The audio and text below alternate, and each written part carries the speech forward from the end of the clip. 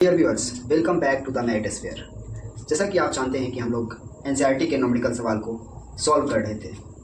उसी वीडियो के सीरीज में हम आज ये तीसरा वीडियो बना रहे हैं और ये उदाहरण संख्या 10.4 का प्रश्न है। जैसा कि पिछले दो वीडियो में हम लोगों ने कार्ड के सवाल को किया था। अगर आप वो वीडियो नहीं देखे तो अवश्य ही उस वीडियो को देख लें, ताकि आप कार के कॉन्सेप्ट और कार के फॉर्मूला के साथ साथ उसके न्यूमेरिकल को किस प्रकार से बनाया जाता है उसे जान जाएंगे। आज हमारा सवाल काइनेटिक एनर्जी पर है, यानी गतिज ऊर्जा।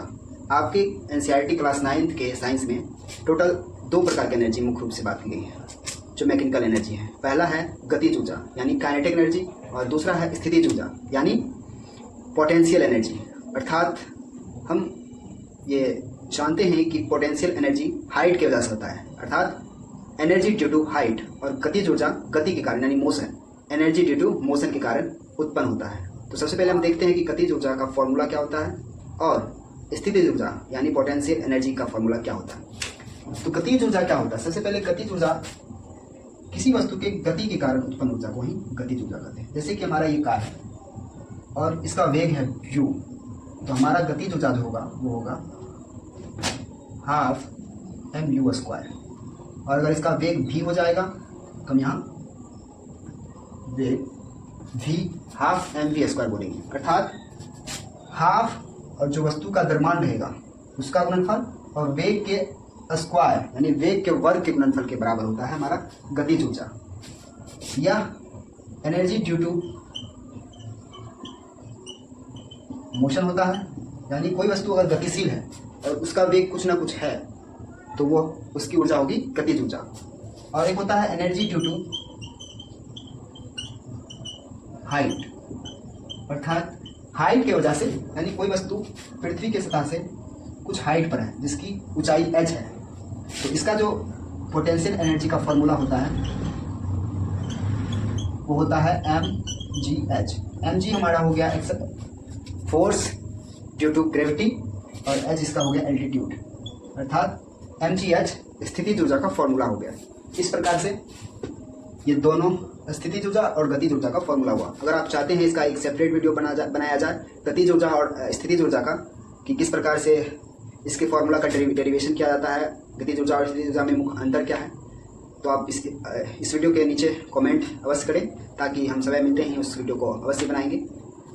उसके बाद आप इस वीडियो को पूरा देखेंगे। इस वीडियो में आपको जैसे कि अभी फॉर्मूला हमने बताया है, तो इसमें एक नई चीज़ों को सीखने को मिलेगा, वर्क डन क्या होता है, और दूसरा चीज़ कि यूनिट कन्वर्जन किस प्रकार से हम किलोमीटर पर आवर को मीटर पर सेकंड में किस प्रकार से हम इजीली कन्वर्ट कर सकते हैं, उसके बारे में बताएंगे। तो इस वीडियो को आप पूरा देखें।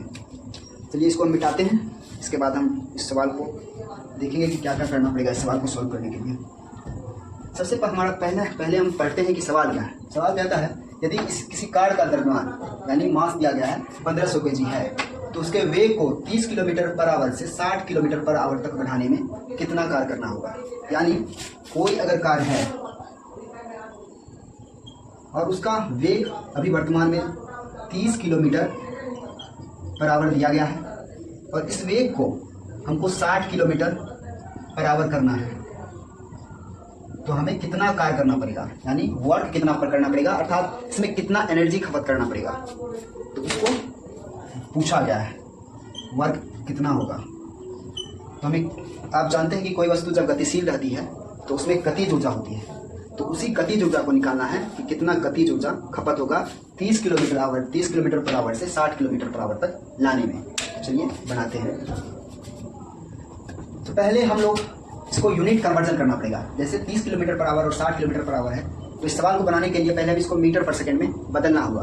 तो मीटर पर सेकंड में बदलने के लिए हमें 30 किलोमीटर पर आवर को हम इसके वेग को, प्रारंभिक वेग को u मान लेते हैं, यानी गाड़ी का जो वेग है प्रारंभिक वेग वो 30 किलोमीटर पर आवर है। इसको अगर मीटर पर सेकंड में बदलेंगे तो ये हो जाएगा, अगर एक शॉर्टकट होता है फ्रैक्शन से, ये शॉर्टकट नहीं, ये कॉन्सेप्ट ही है। आप इसे जब 5/18 से गुना करेंगे तो ये मीटर पर सेकंड में कन्वर्ट हो चुका होगा।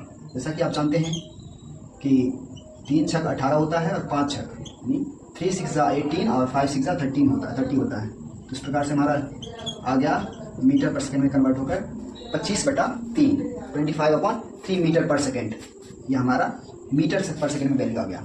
और दूसरा वेग जो है इसको 30 से 60 करना है। इसका दूसरा वेग है 60 किलोमीटर पर आवर। इसको ही बदलने के लिए हम 5/18 से गुना कर देंगे, तो हमारा मीटर पर सेकंड में कन्वर्ट हो गया होगा। तो इसको अगर आप काटेंगे तो ये कटेगा 6 3 18 और 23 60। एक बार आप इसे और काट सकते हैं 3 और 10 से। तो इस प्रकार हमारा आ गया 50/3 मीटर पर सेकेंड। प्रारंभिक वेग 25/3 मीटर पर सेकेंड है और अंतिम वेग जो है वो 50/3 मीटर पर सेकेंड है। अब इस यूनिट कन्वर्जन का अगर कॉन्सेप्ट जानना चाहेंगे तो जिस प्रकार से किलोमीटर पर आवर है, मान लेते हैं हम 1 किलोमीटर पर आवर को मीटर पर सेकेंड में चेंज करेंगे तो क्या करना होगा। 1 किलोमीटर जैसा कि आप जानते हैं कि 1 किलोमीटर में 1000 मीटर होता है, तो आप सबसे पहले 1000 मीटर लिख लें और ये बट्टा में है, यानी टाइम जो है वो बट्टा में है, तो हम टाइम को बट्टा में लिखना होगा मिनट में। 1 मिनट में 60 सेकेंड होता है और इसको आप 60 से एक बार और गुना करेंगे तो ये सेकेंड में चेंज हो जाएगा, यानी मीटर ऊपर और नीचे सेकेंड है, तो हमारा ये कन्वर्ट होके आ जाएगा। टोटल हो गया 1000/3600। इस दोनों को आप उड़ा दें, 5 × 10 18 × 36, हमारा ये रिजल्ट आ गया मीटर पर सेकेंड, 5/18 मीटर पर सेकेंड। तो ये दिखाता है कि 1 किलोमीटर पर आवर में 5/18 मीटर पर सेकेंड होता है।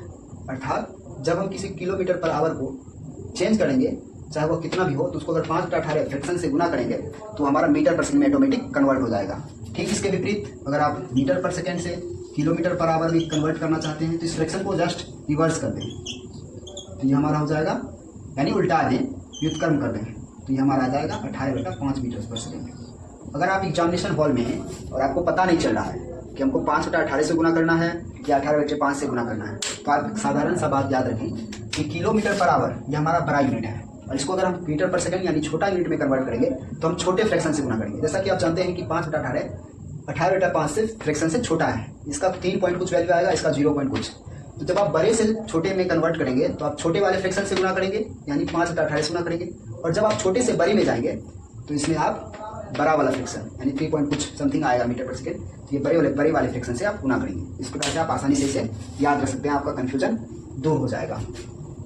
चलिए हम इस वेग को कन्वर्ट कर चुके हैं मीटर पर सेकेंड में। हमारा यू आ गया, यू जो है हमारा 25/3 मीटर पर सेकेंड है और बी का वैल्यू जो है वो है 50/3 मीटर पर सेकेंड, और इसका मास जो है वो 1500 kg है। मास कितना है?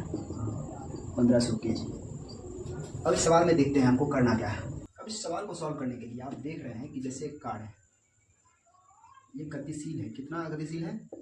कितनी इसकी स्पीड है? 30 किलोमीटर पर आवर, यानी इसकी गति जो है ये ऑलरेडी है, अर्थात इसमें ऑलरेडी गतिज ऊर्जा पहले से मौजूद है, और इस गतिज ऊर्जा को इसकी गति को 60 किलोमीटर पर आवर करेंगे, यानी इसकी गतिज ऊर्जा बढ़ाना है तो हमको कितना ऊर्जा लगेगा। तो हम क्या करेंगे, इसका इनिशियल काइनेटिक एनर्जी और फाइनल काइनेटिक एनर्जी को हम निकालेंगे, और जब हम इसको फाइनल काइनेटिक एनर्जी में से इनिशियल काइनेटिक एनर्जी को हटा देंगे तो हमारा फाइनल वर्क डन आ जाएगा, अर्थात जो टोटल कार्ड किया गया है, टोटल एनर्जी खपत किया गया है, वो हमारा निकल के आ जाएगा।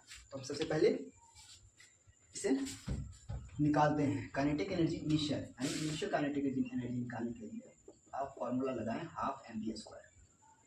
ये हमारा व्यू है तो हमारा ये निकल के आ जाएगा 12 u²।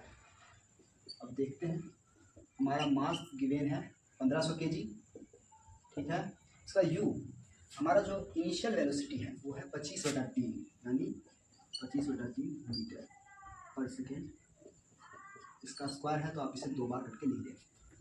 अब देखते हैं, जब हम इसे काटेंगे तो ये हमारा 500 बार में कट रहा है, और जब 2 से काटेंगे तो टोटल 250 बार में कट जाएगा। तो अब इसे गुना करके लिख दें, 25 × 25 होता है 625/3 है। इसके बाद आप जब हम इसे गुना करेंगे तो हमारा रिजल्ट आएगा 25 × 25 125, कैरी हो जाएगा 12, 25 दूनी 50 और 12 62, कैरी 16, कैरी निकल के आ जाएगा 6 सिर्फ 25 × 150 यानी 156। ये हमारा निकल के आएगा जूल, kg मीटर स्क्वायर पर सेकेंड स्क्वायर। आप जानते हैं कि न्यूटन मीटर हमारा वो 1 न्यूटन जब फोर्स लगाया जाता है और कोई वस्तु 1 मीटर तक ट्रैवल कर लेती है तो उसको हम कहते हैं 1 न्यूटन मीटर, और 1 न्यूटन मीटर को ही हम 1 जूल भी कहते हैं। तो 1 न्यूटन मीटर kg मीटर पर सेकेंड स्क्वायर को हम न्यूटन कह सकते हैं, और एक एक्स्ट्रा मीटर है तो ये हमारा न्यूटन मीटर हो जाएगा, इसे हम जूल भी कर सकते हैं।